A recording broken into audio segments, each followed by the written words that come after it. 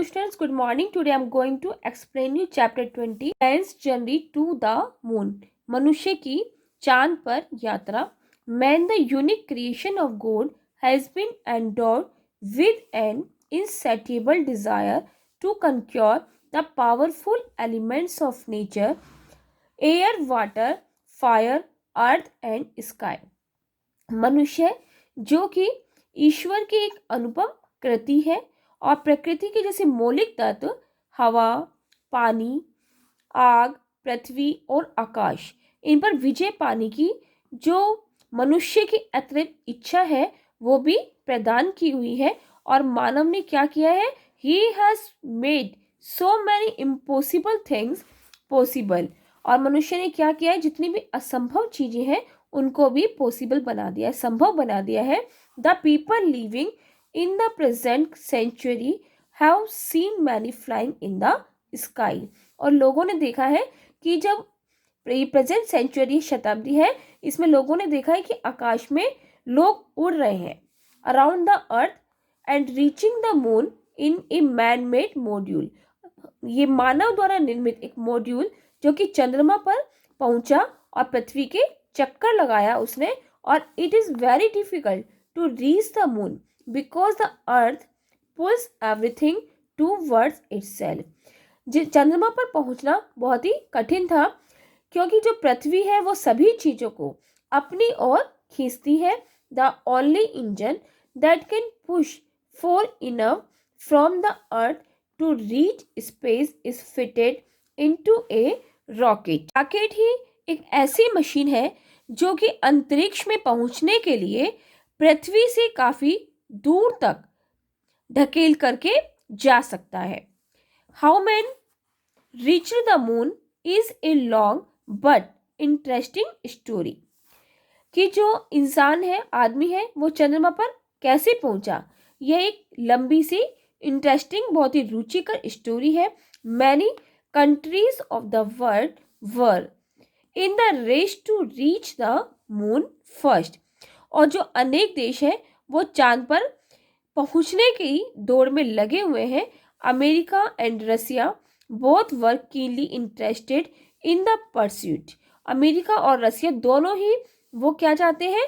इसकी दौड़ में आगे आए हैं, वो रुचि रखते हैं. इन अक्टूबर 1957 रसियंस मेड ए मशीन. अक्टूबर 1957 में रसिया ने एक मशीन बनाई and pushed it into space by a rocket. और उसे एक रॉकेट के द्वारा अंतरिक्ष में धकेल दिया. It went around the earth for 95 days. और उसने 95 दिनों तक पृथ्वी के चक्कर लगाया. It's name was Sputnik first. और उसका नाम क्या था? स्पुतनिक फर्स्ट था. It was only A machine which sent radio waves the earth and people could hear the noise it made. यह केवल एक यंत्र था जो कि पृथ्वी पर रेडियो की तरंगों को भेजता था और लोग इसके द्वारा की हुई जो आवाज़ें थी उनको सुन सकते थे. Now you must know who was the first traveler in space. अब तुम्हें जानना चाहिए कि अंतरिक्ष में जाने वाला प्रथम ट्रैवलर कौन था. कि it was a little white dog called लाइका. यह एक लाइका नाम का वाइट रंग का कुत्ता था. The Russian send it up into space a month after the Sputnik first. Sputnik प्रथम के एक महीने के बाद इसे अंतरिक्ष में भेजा गया था. It went round the earth more than 100 times but dead in space. It went round the earth. उसने क्या किया? पृथ्वी के चारों ओर चक्कर लगाया 100 times, लेकिन उसके अंतरिक्ष में मृत्यु हो गई. Then Russians sent up 2 more dogs. लेकिन उसके बाद रसिया जो था उसने क्या करा? 2 और डॉग्स भेजे and both returned safe. और वो सुरक्षित लौट गए. Then the American sent up a monkey. उसके बाद अमेरिका ने एक मंकी भेजा विच आल्सो रिटर्न सेफ. और वो भी सुरक्षित वापस लौट आया.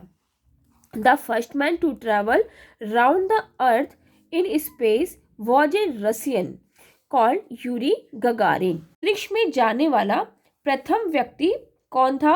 यूरी गगारिन, क्योंकि वो रसिया का था. He traveled in a spacecraft and traveled around the earth for 1 hour 45 minutes.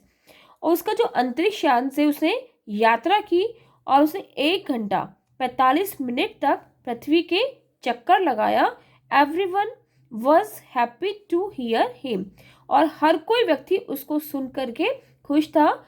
His first words about our earth were, उसके पहले वर्ड थे कि हाउ ब्यूटीफुल इट लुक्स, ये जो पृथ्वी है वो देखने में कितनी सुंदर लगती है. Yet another conquest of man was made by Alexei Leonov, who walked in space for 20 minutes after coming out of a spacecraft. उसके बाद एलेक्सी लियोनोव जो कि कहाँ गए, जो कि जिन्होंने विजय प्राप्त की और वो अंतरिक्ष में 20 मिनट के बाद कमिंग आउट द स्पेसक्राफ्ट से बाहर आए. He proved that man could float where no signs of any living being exist. और उन्होंने साबित कर दिया कि जो आदमी है वहाँ पर तैर सकता है और वहाँ पर कोई भी जीवित प्राणी की साइंस भी नहीं थे. These brave men who go into space are called astronauts. ये जो बहादुर आदमी था वो क्या कहलाते हैं? जो अंतरिक्ष में जाते हैं उन्हें क्या कहते हैं? अंतरिक्ष यात्री कहा जाता है, एस्ट्रोनॉट्स कहा जाता है. They put on special clothes called space suits. और वो क्या पहनते हैं? एक विशेष प्रकार के कपड़े जिन्हें स्पेस सूट्स के नाम से जाना जाता है. Which are the most expensive, बहुत ही महंगे होते हैं. In the world, costing more than 15 lakh rupees. उनकी जो कॉस्टिंग प्राइस है वो 15 लाख रुपीस के करीब होती है. They have to wear special shoes and gloves. और वो एक स्पेशल प्रकार के जूते और दस्ताने पहनते हैं. And A special cover for their head called a space helmet. और अपने सिर को एक विशेष प्रकार के अंतरिक्ष हेलमेट से कवर करते हैं. It was in July 1969 that in their ongoing experiments. जुलाई 1969 में कुछ एक्सपेरिमेंट्स किए गए.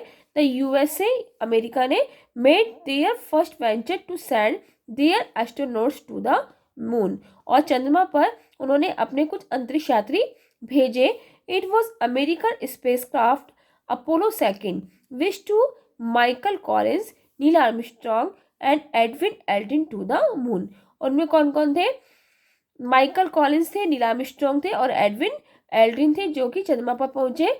ए lunar module was specially prepare. Lunar module उसको तैयार किया गया and attach to the satellite, और उसे सैटेलाइट से अटैच कर दिया गया. The moon is a satellite of the earth has it moves round the earth.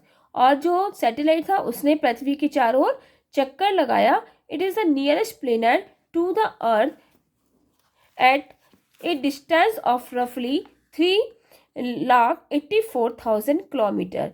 और उसने क्या किया कि जो नियरेस्ट प्लेनेट था पृथ्वी के चारों उसने चक्कर लगाया 3,84,000 किलोमीटर की दूरी पर.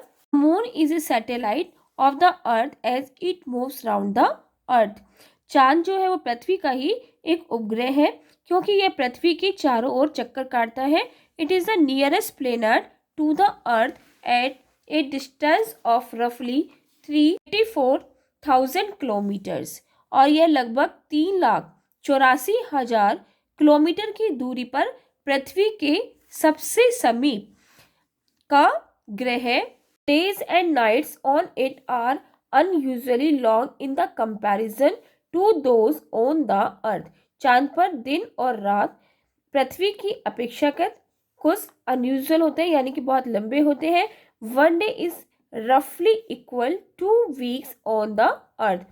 पृथ्वी के 2 सप्ताह के बराबर वहाँ का एक दिन होता है. There is no air and water on the moon. और चंद्रमा पर ना तो हवा है और ना पानी है. इन वेट आल्सो, और जो वजन भी, there is to a mark difference. वजन में भी बहुत डिफरेंस आ जाता है. And articles with 1,000 grams in weighted on the अर्थ.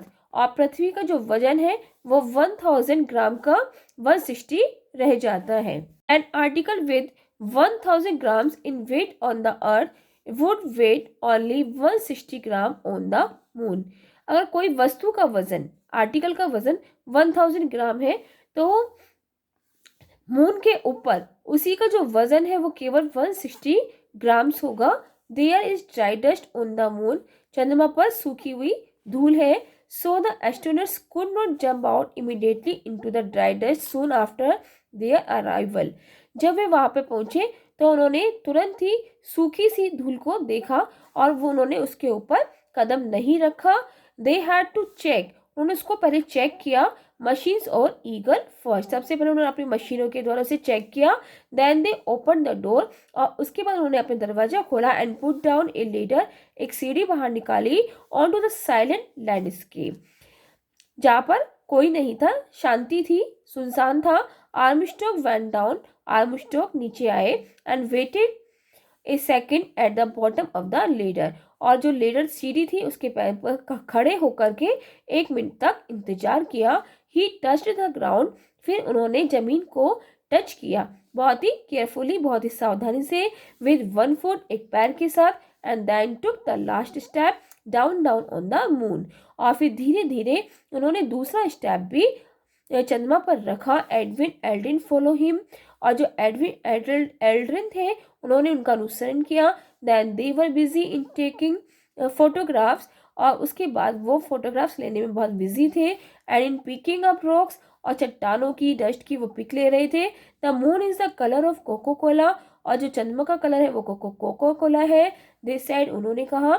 दस ended man's first journey to the moon और 16 जुलाई 1969, और उनकी जो सबसे लास्ट यात्रा थी वो चंद्रमा पर कब थी? 16 जुलाई 1969 को।